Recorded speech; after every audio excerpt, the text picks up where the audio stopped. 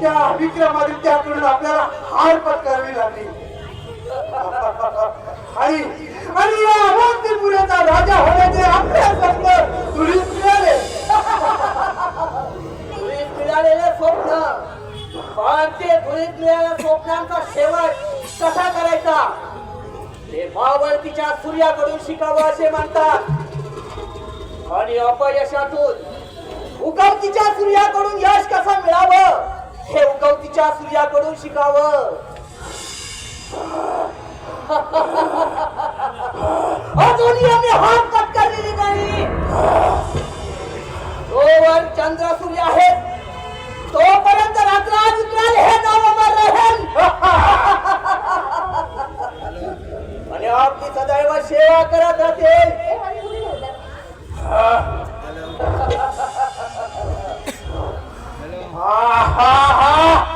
त्या विक्रमादित्याचे एक खाव आणि दोन तुकडे केल्याशिवाय हा शांत बसणार नाही एका गावाची नगरीचे राज आले तर आम्ही आवाजची नगरीचे राजा होऊ राजे आणि ही जनता आपली पायी घेऊन आपल्या चरणावरची सेवा करत होते एवढंच काय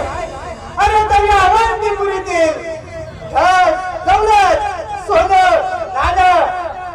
अरे राजवाडा राजगादी इतकंच काय अरे तर त्या विक्रमादित्याची धर्मपत्नी म्हणजेच या अवंतीपुरीची महाराणी सुद्धा तिच्यावर सुद्धा आपलाच अधिकार राहील म्हणजे राणी सुद्धा हो हो हो हो राणी सुद्धा अरे ज्या राजाचा आपल्या हातून पराभव होईल त्या राजाच्या राजवैभवावरच नव्हे त्या राजवैभवाच नव्हे तर त्याची धर्मपत्नी स्वरांजली सुद्धा आपलीच असेल मला एक शंका वाटत आहे आपल्याला पुन्हा पत्करावं लागली तर हार आणि आपल्याला अरे हार को जीतने वाले को ही बाजीगर कहते हैं और वो बाजीगर हम हैं तो हराना मुश्किल नहीं नामुमकिन है क्योंकि कभी साला